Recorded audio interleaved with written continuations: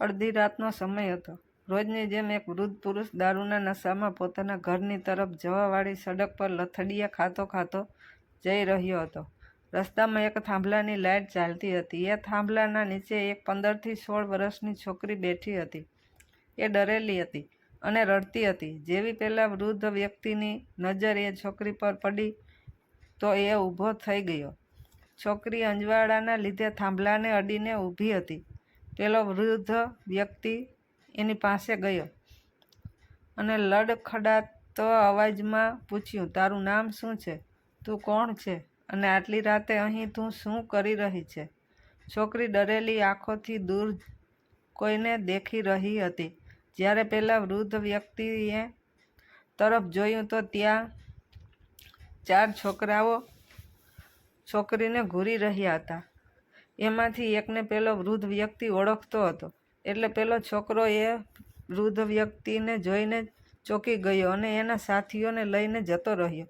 પણ પેલી છોકરી એ દારૂડિયા વૃદ્ધ પુરુષને જોઈને પણ ખૂબ ડરેલી હતી.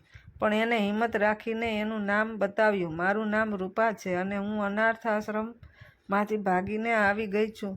એ લોકો મને આજની રાત કંઈ મોકલવાના હતા. એ ડરેલી અવાજથી, ઘણી મુશ્કેલ અવાજથી એટલું જ કહી શકી. પેલો વૃદ્ધ વ્યક્તિ કહે, શું વાત કરે છે તું હવે કંઈ જઈશ? છોકરી કહે, મને નથી ખબર. પેલો વૃદ્ધ વ્યક્તિ કહે, મારા ઘરે આવે છે. છોકરી મનમાં ને મનમાં વિચારી રહી હતી, આ દારૂના નશામાં અને અડધી રાત પણ થઈ ગઈ છે અને આ વ્યક્તિ શરીફ પણ નથી લાગતો. આવા ઘણા સવાલ એના મગજમાં ચાલતા હતા. વૃદ્ધ વ્યક્તિ છોકરીને કહે, હવે છેલ્લી વાર પૂછું છું, આવે છે મારી સાથે હંમેશા માટે મારા ઘરે રહેવા? બદકિસ્મતને પોતાનું નસીબ માનીને, અંધારાથી ડરીને બધું જ ઈશ્વરના ભરોસે છોડીને દબાયેલી આવાજે પેલી છોકરીએ હા પાડી દીધી.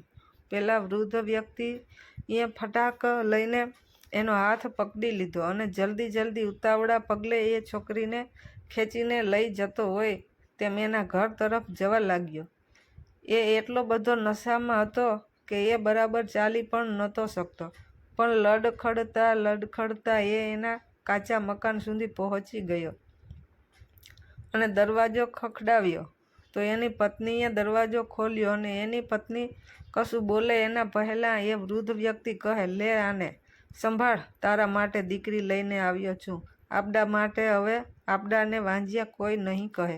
આપણે પણ હવે સંતાનવાળા થઈ ગયા. એની પત્નીની આંખો ખુશીના મારે વહેવા લાગી અને એને એ છોકરીને ગળે લગાવી દીધી.